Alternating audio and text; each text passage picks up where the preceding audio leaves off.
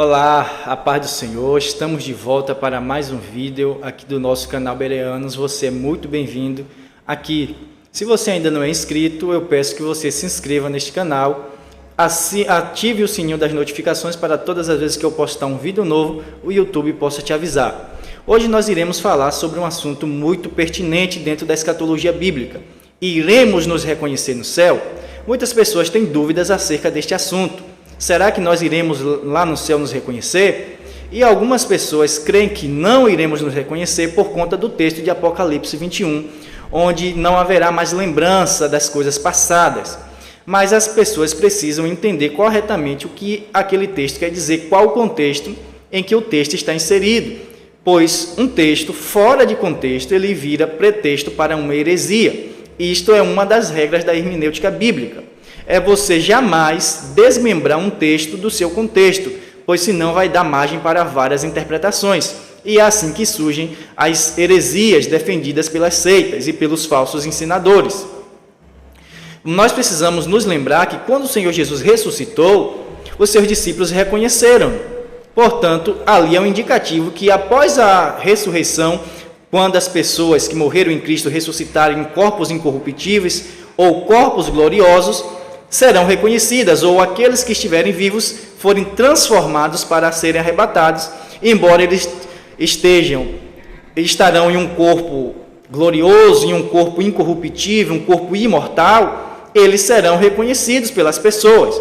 Nós não teremos a nossa consciência deletada, a nossa consciência não será apagada como se Deus apertasse num botão de delete e jamais nós nos lembrássemos de nada do que se passou aqui na terra ou de lembrar das pessoas.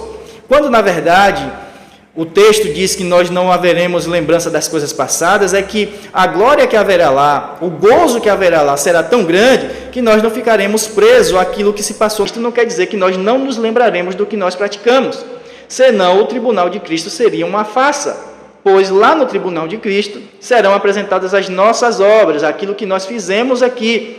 E como nós seremos julgados, lógico que o tribunal de Cristo para os cristãos não é para a condenação, pois Romanos capítulo 8, verso 1 diz que não há nenhuma condenação para os que estão em Cristo, então nós iremos ser julgados para galardões, para obras. E Paulo diz que um terá a glória do sol, outro da lua e outro das estrelas.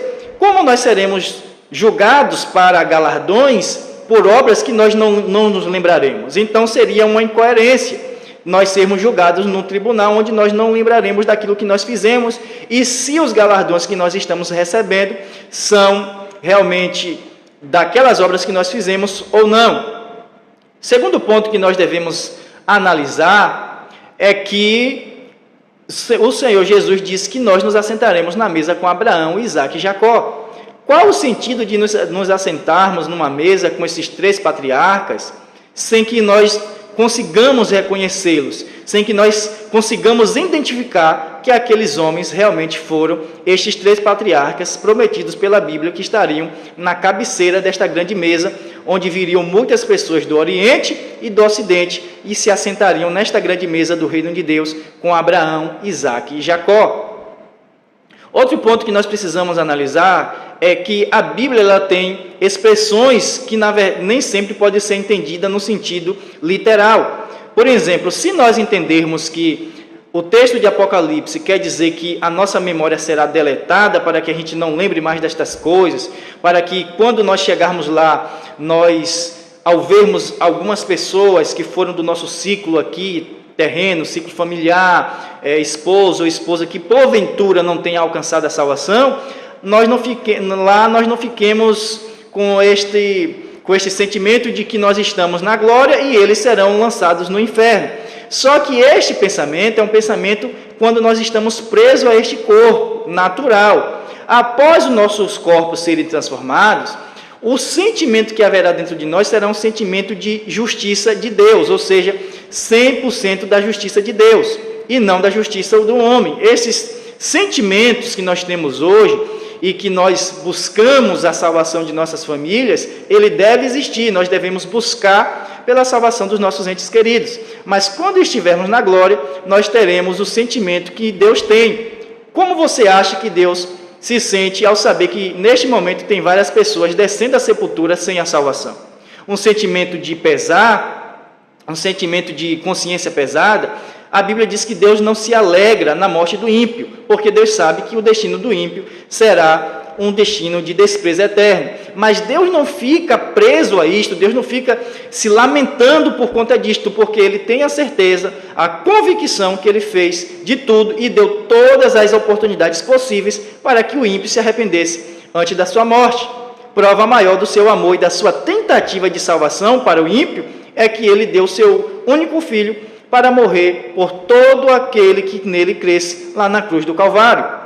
Outra questão é que nós não teremos esta amnésia, né?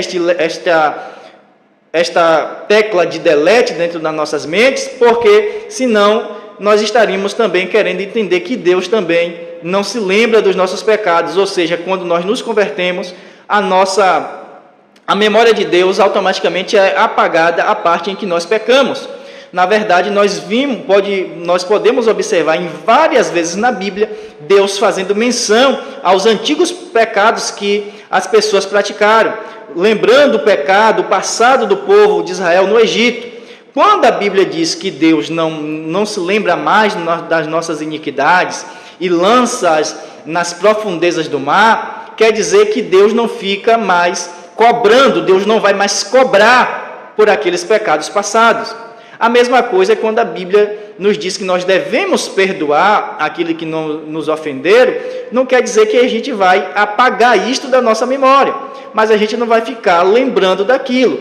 E quando aquilo vier na nossa memória, nós lembraremos sem sentir dor, pois a ferida já foi sarada, o perdão já foi liberado. A mesma coisa quando Deus se lembra dos nossos pecados, Ele não mais nos imputa aquele pecado, porque a dívida já foi paga pelo sangue de Cristo, o arrependimento já foi aceito, então Deus já não fica mais fazendo menção daqueles pecados. Quando Deus fez menção dos pecados do povo de Israel durante a passagem no deserto para a terra prometida, dos pecados que eles praticaram no passado, é porque aquele povo estava lembrando do passado, aquele povo não estava de fato arrependido por todas as práticas que eles praticaram. Portanto, quando não há o verdadeiro arrependimento, Deus vai voltar a cobrar por aqueles pecados passados. Outra questão que nós devemos analisar é que na história do rico e Lázaro, nós temos ali uma indicação de Cristo que haverá consciência após a morte e haverá reconhecimento após a morte. Embora na maioria das Bíblias apareça a epígrafe, a parábola do rico e Lázaro, ali não é uma parábola, ali é uma história real que o Senhor Jesus estava contando para ensinar qual é o destino após a morte, o destino dos justos e o destino dos injustos. Se ali fosse uma parábola, Jesus jamais daria nomes. Em nenhuma parábola que Jesus contou, ele deu nomes de nenhum dos personagens. Todas as parábolas que Jesus contou, ele dizia: havia um certo homem, havia um certo rei, uma certa mulher, mas jamais ele dava nomes. E na história do rico Lázaro, ele começa no capítulo 16, verso 19, dizendo: havia um certo homem rico. Mas no segmento da história, ele fala: havia um mendigo que se chamava Lázaro. E ele também fala de Abraão. Então, nós entendemos que Abraão é um personagem real da história bíblica, não pode ali ser uma parábola. No texto original, não existiam os prólogos ou as epígrafes, mas com o passar do tempo, quando a Bíblia foi dividida em capítulos e em versículos, aquelas pessoas que foram traduzindo a Bíblia, que foram fazendo a impressão das Bíblias, eles também acharam por bem colocar em cada passagem, colocar um título para fazer melhor, para que o leitor tivesse uma melhor identificação dos assuntos que eles estavam lendo.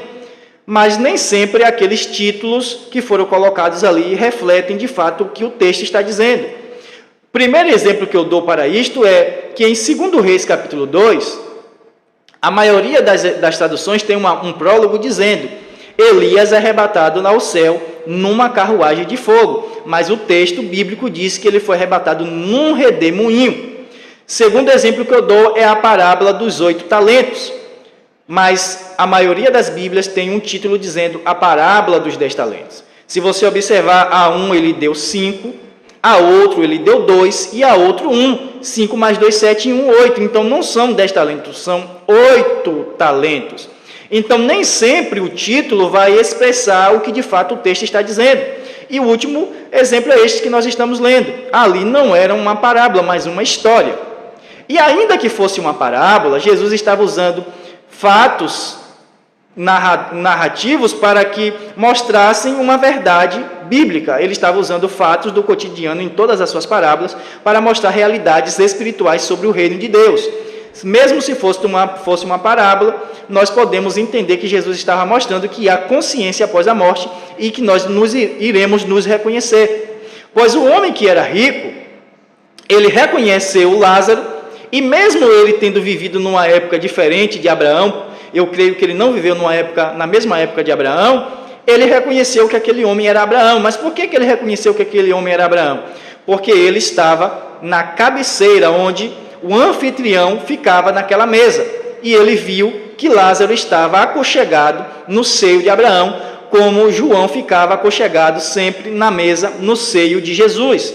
E ele reconheceu a Lázaro, ele se lembrou que tinha 5 irmãos, ele pediu a Abraão por misericórdia, ele pediu a Abraão para mandar a Lázaro ir até os seus irmãos pregar o arrependimento para eles não estarem naquele mesmo lugar que ele no futuro. Ele pediu a Abraão que mandasse a Lázaro molhar a ponta do seu dedo na água e refrescar sua língua. E uma das coisas que me chama bastante atenção é que Abraão fala para aquele homem que era rico: filho, lembra-te que recebeste apenas bens em tua vida, e estes só males. Agora tu estás atormentado e ele está consolado. Então Abraão, ele convoca aquele homem a lembrar daquilo que tinha sido feito em vida. Lembra-te. Ou seja, a nossa consciência, ela não vai ser apagada. Mas algumas pessoas dizem que ali era a consciência do ímpio, que o ímpio sofrerá eternamente, lembrando de todas as oportunidades que ele teve em vida e que ele rejeitou. Só que não podemos afirmar isto por aquela passagem, porque nós percebemos que ali tinha um Lázaro, ali tinha um Abraão, que também era consciente daquilo que ele estava falando, que também já havia morrido. Portanto, nós temos bastante passagens na Bíblia que comprovam que sim, nós iremos nos reconhecer no céu. Você irá reconhecer aquele ente querido seu que já está com Cristo lá na glória, e quando você chegar lá no céu, você irá reencontrá-lo. Eu espero que este pequeno vídeo possa ter solucionado esta dúvida da sua mente, pois esta foi uma enquete que eu fiz lá no Instagram, sobre qual tema que as pessoas queriam aprender, sobre o arrebatamento da igreja ou sobre se nós iremos nos reconhecer no céu. E a maioria votou para aprender sobre esta dúvida, se realmente nós iremos nos reconhecer lá no céu ou nós não conseguiremos reconhecer os nossos entes queridos. Eu espero que vocês tenham gostado. Não se esqueça de deixar sua curtida, de compartilhar com mais alguém e até o próximo vídeo. Deus abençoe.